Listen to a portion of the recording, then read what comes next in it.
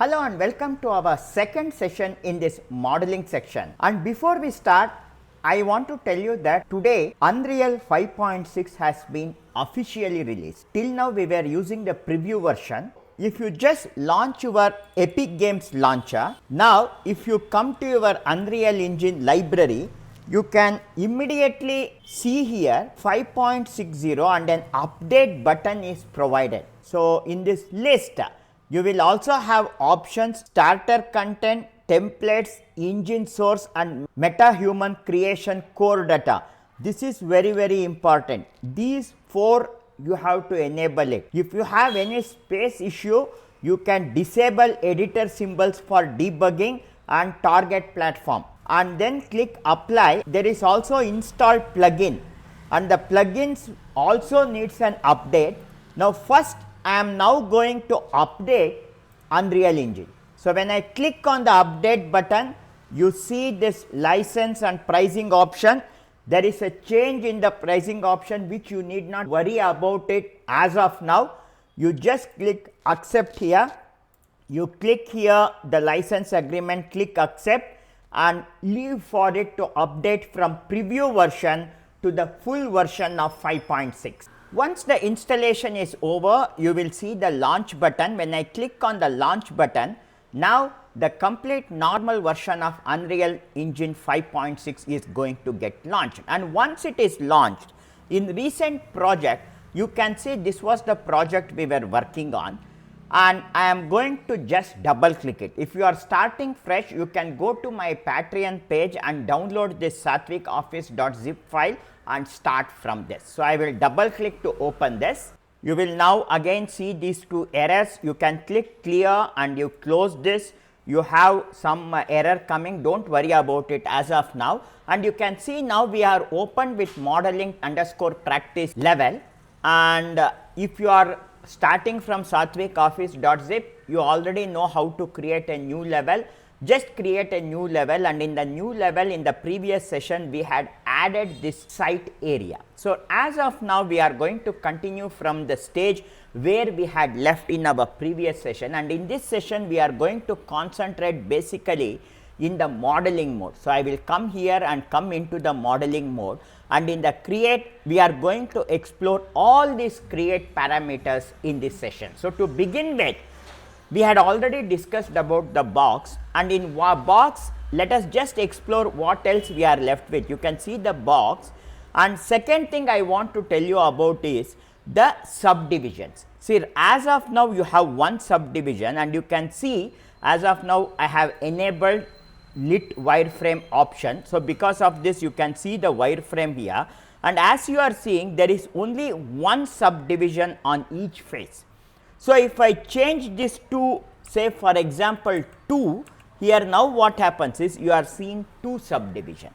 Now you may ask, why do we need more subdivision? It depends upon your application. If you are using a site area or a blank rectangular space like this, one subdivision is enough. Say for example I am going to create a 500 by 500 and the depth of 10. I have created one small surface like this. See, I have created a new surface and I want this surface to be bent. I can come here into deform, and in deform I have a function called warp, and in this warp I can bend this. See, I can bend this to any shape.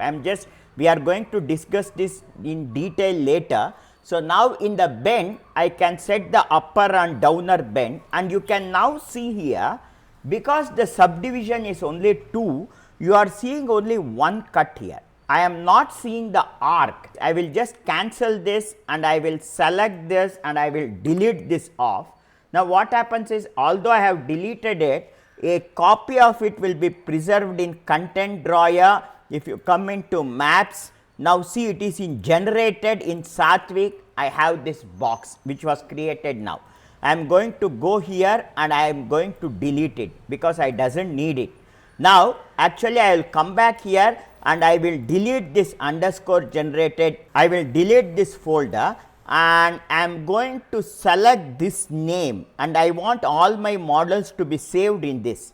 So for this again I will go into edit, project settings, if I come into modeling mode, here instead of generated, I am going to use my underscore created models, make this set as default. So, this will be the default. So, it is saying the default configuration of this setting is not writable. Would you like to make it writable? Click yes. Now, it is saying it is updated successfully. So, now it will always be saved in my created models folder. So, now I will save this.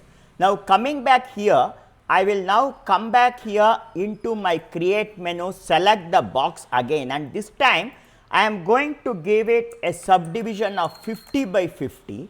Now, I have to click accept here. So, I have added it. Now, I will come into deform, and if I click on warp bend, and now you can see I am having a smooth bend here because I have greater subdivision. So, whenever you want to create a greater geometry, we are going to use more subdivisions. But remember, as the subdivision increases, the load on your machine to handle that model is also going to increase, because more polygon means your GPU or CPU has to do more work. So, be careful, only if it is needed, increase the subdivision level. Okay, now I am going to cancel this, and I am now going to select this and delete it. So, now I will come back here to create, and in box we understood what is the role of this subdivision, and I will leave all other option as it is. We are now going to discuss it later. I can add a material for this, and this material we are going to discuss in our future lesson. So, this is all about the box creation. So, I will click cancel here. Now, if I come back here to create, the next option I have is sphere.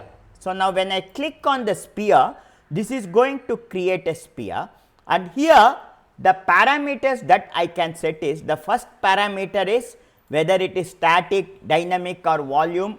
As of now, I will keep it as dynamic mesh because I does not want this to save, because I am just showing it as an experiment. So, it will be only in the level, and in my content drawer it is not going to get saved. So, that is why I have kept it as dynamic mesh. The first parameter here is, it is default set to 50 centimeter.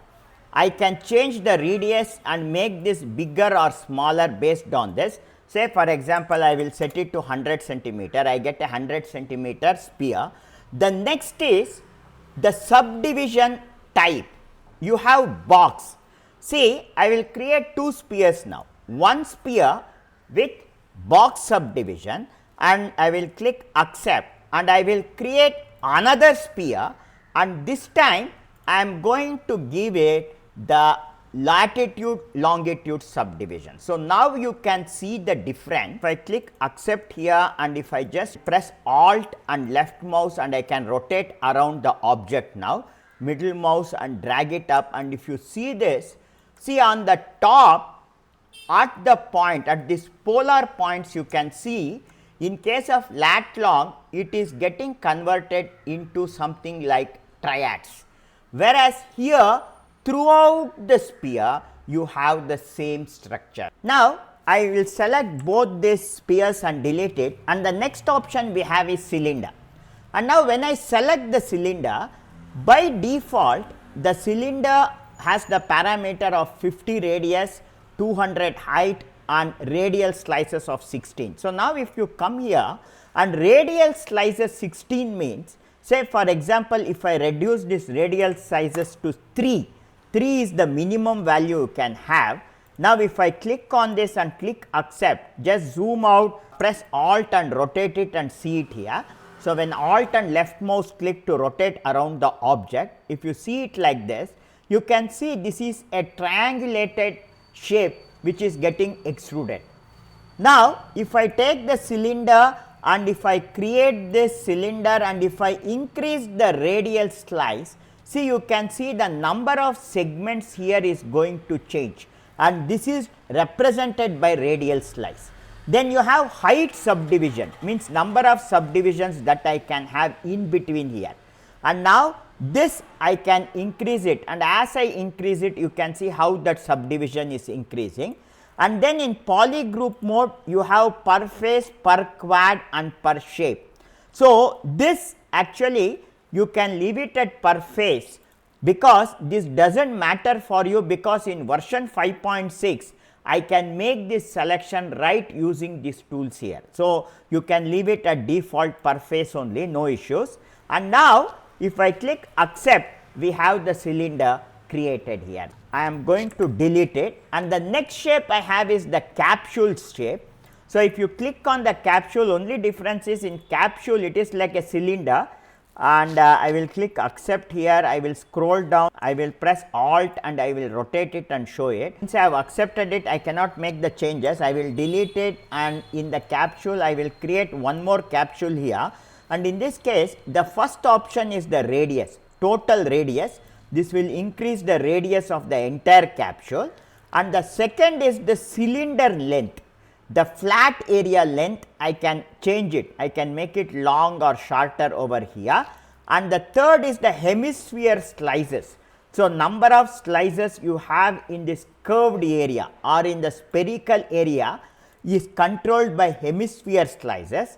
This is cylinder slices, means number of slices you have it in the cylinder, and the cylinder subdivision is number of divisions you have in this area between these two spherical shapes. So, you have these three options, and this represents a capsule. I will click cancel here and remove it, and the next function I have is a cone, wherein I am going to create a cone.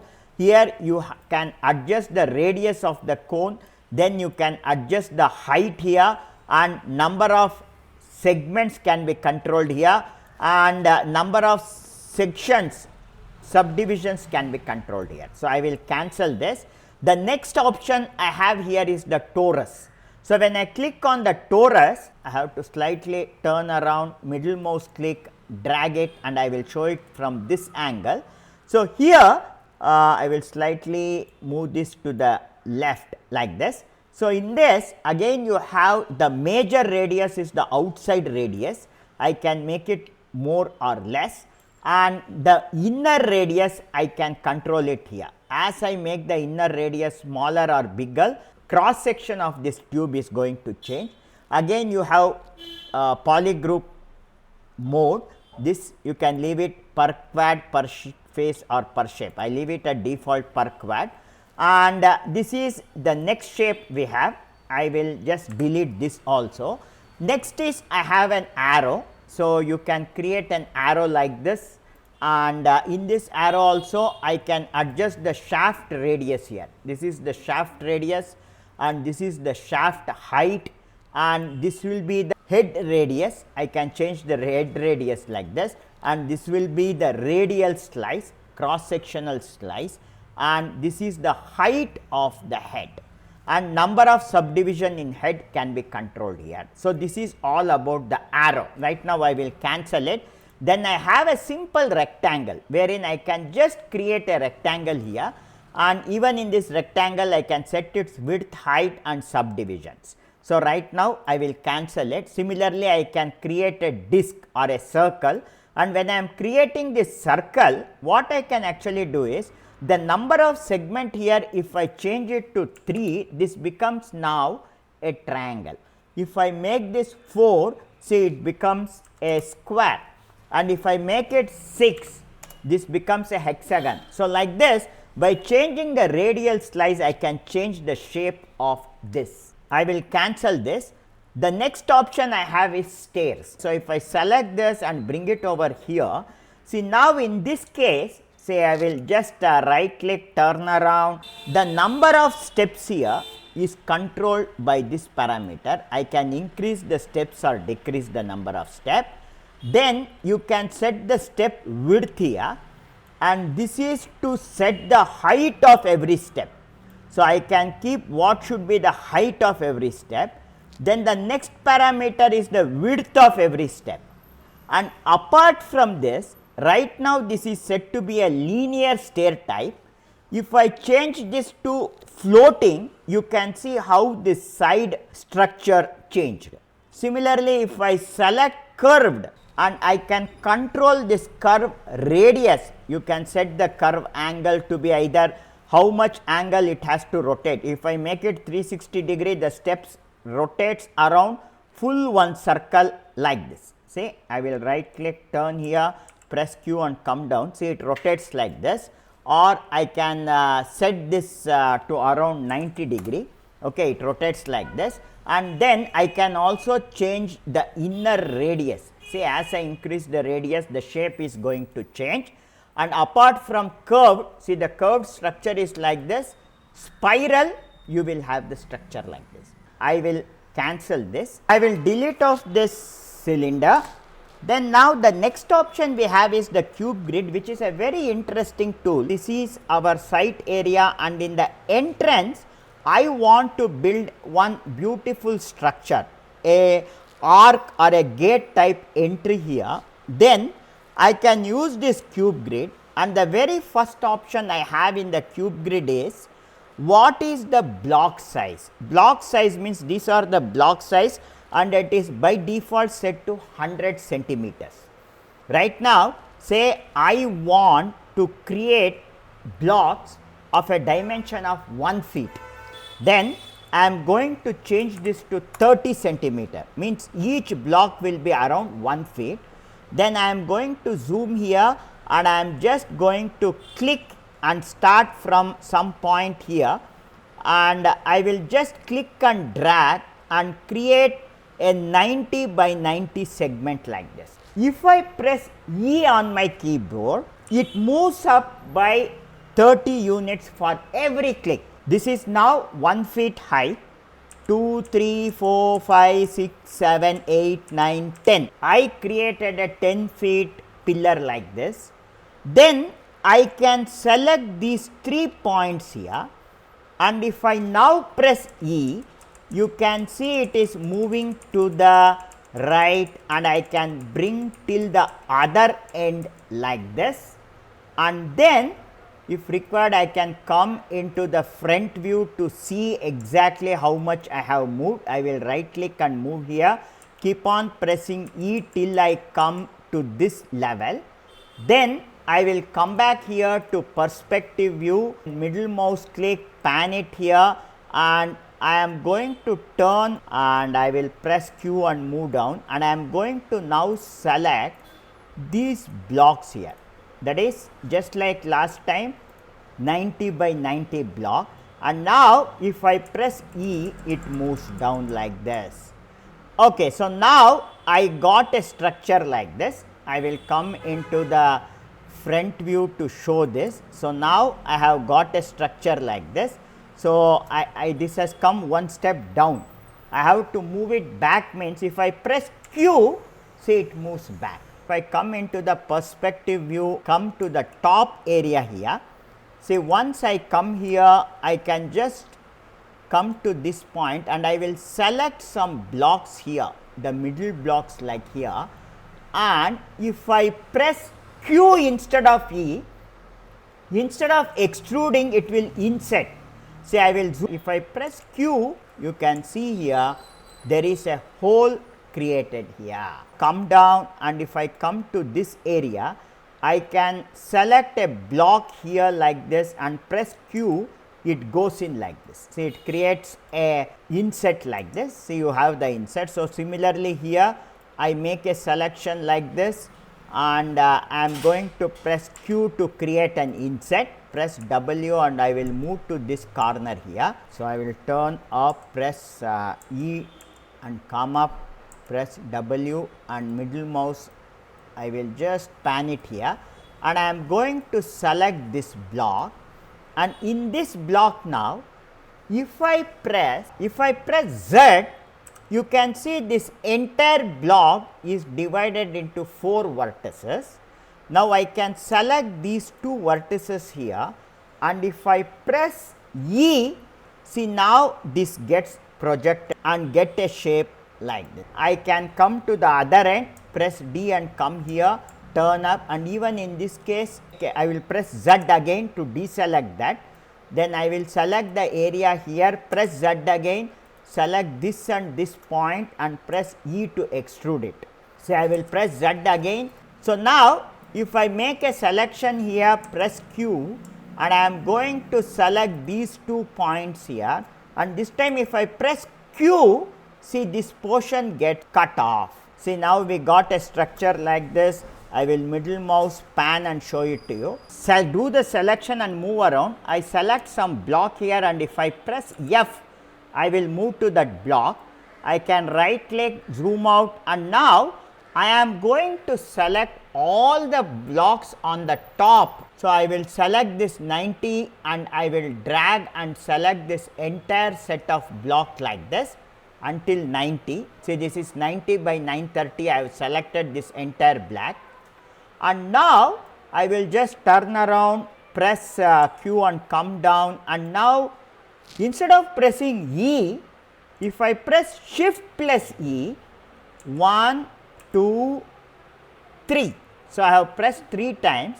This entire block moved 3 times to the top, and now if I press E, it is going to get extruded. So, like this I can create a gap here by using Shift plus E instead of just E.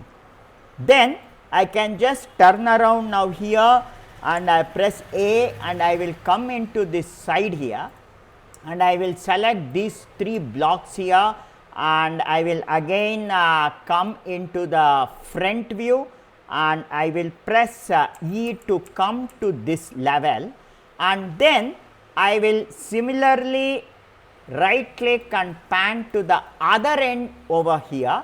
I will select any block and come into perspective view and press F to zoom there, and I am going to select these 3 blocks here, again come into the front view and press E to come to this till this corner here, and after that I will then come into perspective view here, and I will just tilt down, and I am going to select 90 by 90 block here, press Z, and I am going to select only these 2 blocks now and press E to move down. Still I will press E one more time, so that this connects like this, then press A and come to the other end. I will just zoom in a little and then turn around like this, press S to come down, and I am going to now press Z again because I have to deselect this part. So, press Z again and then select another 3 blocks 90 by 90, then press Z. I will select these 2 vertices, press E twice, and it gets connected. So, now if you see here, I now got a structure like this. So, I will just press E and move up, and you can see once you are happy with this entire gate structure, then I can click on done here, then I have to, you have this cube grid tool, click accept, and now you have this cube grid tool output. I will press F2 and I am now going to call this as gate. And actually when I created it, I had actually used static mesh.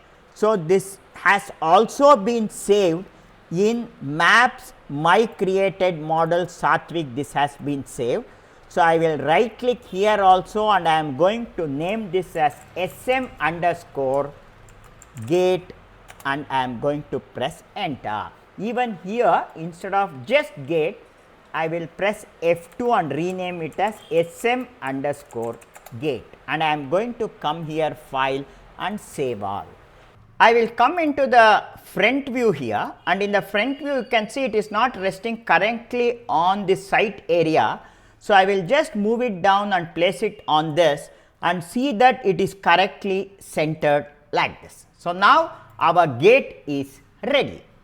Now, once we have completed this, let us now extrude the other tool. The next tool I have is the extrude polygon tool. Now, I will again come here into my perspective view, and then I am next going to use this extrude polygon tool, and the origin point of this tool can be set here. This delta mode is on. I will off the delta mode, and now I will set this to 0, so that it is exactly at the origin point.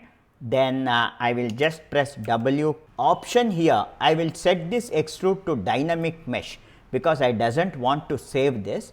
So, in the draw mode, the very first mode I have is the freehand mode. So, in freehand mode, I can just click anywhere here and create any kind of shape like this. See, I am creating a custom polygon shape like this, and once I create it, I can just drag it to adjust its height. So, if I now right click and zoom to this object, see, this is, we have extruded a custom made polygon here. See, I will press E and show it to you.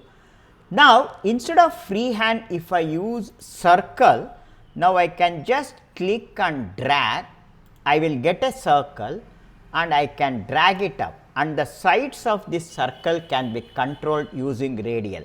See, once you click, you cannot change it here. So, if you want to change it, click complete and then delete it, and then again I will come into this extrude polygon. Now, I can change it to 32, and then if I drag it, I get a smoother circle.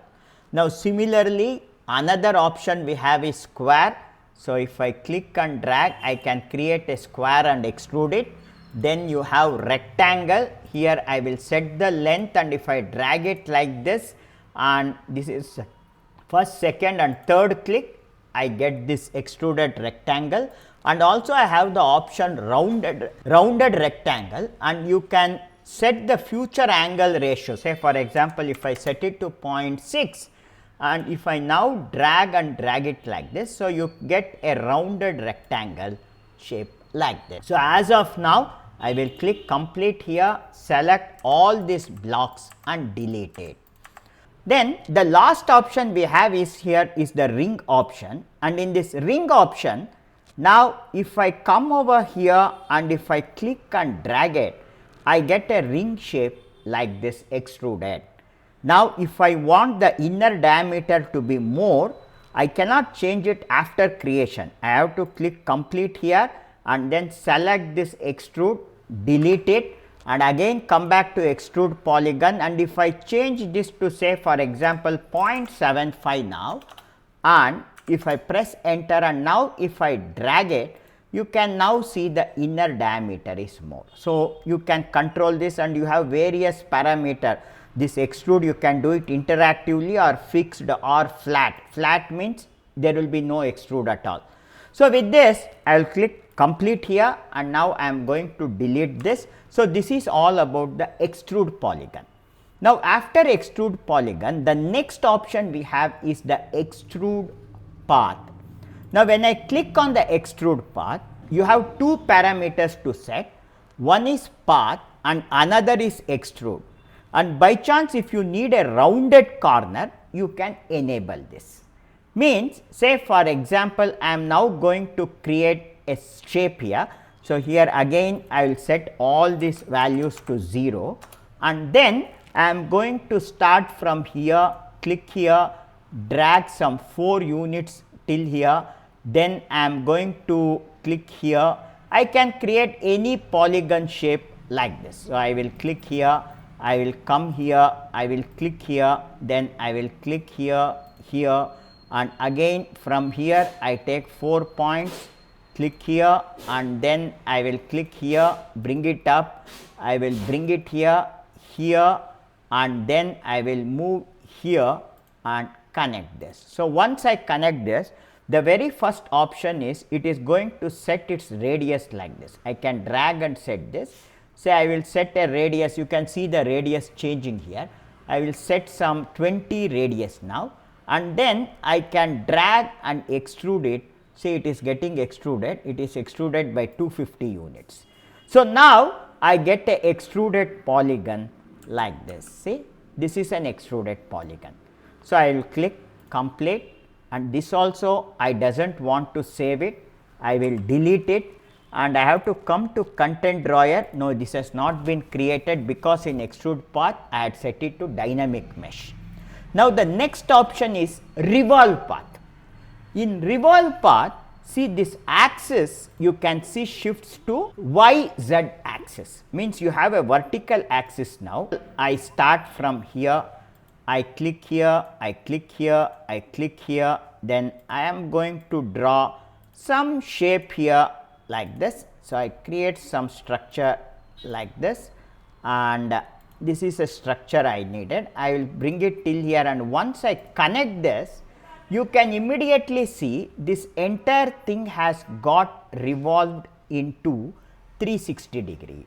Here I can control the angle here. I can just change this degree of rotation here. See, you can see the degree of rotation. I can set it to 180 degree or anything. 360 is maximum. Then you have degree offset. It is going to change from where this rotation is going to start. I will set it back to 0. The number of degrees, as I increase this, see, if I make this 120 degree, this appears like a triangle, because every angle is 120 degree. Now, if I change this to say approximately 90 degree, this becomes a 4-sided square, and if I change this and make it 12 degree, now this will be very smooth. See, and if I make this 0, it will be maximum. So, this is an option. So, I can click accept here. Okay, so as of now, I will select this revolve and delete it. Now, the next option after revolve path, we have draw spline. In case of revolve path, what happened was, whatever path we were drawing was a straight line. What if you wanted to revolve a curve? In this case, we make use of the draw spline. So, for this, I am now going to come into the top view. So, when I click on the draw spline here, you have the option of creating an empty actor or existing actor or create blueprint. I leave it as empty actor, and in draw mode you have 3 modes. I will leave it a tangent draw, and then in the top view I am just going to create a shape here. So, say for example, I click here and I am just going to draw a shape, some shape like this. So, I create a shape like this, and once I have created the shape, I click accept. So, I have a spline actor here or a spline shape. Now, for this spline shape, I have 2 options enabled now. One is revolve spline and another is mesh spline. So, if I click on revolve spline, you can immediately see it got revolved. However, the origin angle is not correct. So, I am going to reset this origin angle, and also orientation also I will reset it. And once I reset it, you can see that this entire arc has got revolved all around, and we are seeing this shape. So, I can set this, and I can actually set how much degree it has to rotate. I can control this degree offset, how much I can create it, number of steps if I increase. If I come into the perspective view, you can see it. If I make it 120, it becomes a triangle, and I am going to keep it at some 10 degree. And so, in this way, I can now create, we also call it in other 3D softwares as lofting. So, this is nothing but lofting. So, now I click accept, and then I will also delete this revolve spline. I will also select this spline actor, and I am going to delete it. So, if you come into the top view, and if you take draw spline and draw any shape like this, say for mesh spline, it should be a closed path. And then if I click accept here, and if I come and choose mesh spline, now if you come into the perspective view, you can now see this has got converted into a mesh. Okay, so I will click accept. So, as of now we are not going to use it. I will delete this triangulaton. I will also delete this spline actor. I will come into file and choose save all. We have explored all the options present in this create menu of this modeling tool, and in our next session we are going to discuss about X form and deform. So, we have created the polygon, and we are going to modify it using this tool. So, let us meet in our next session. Thank you.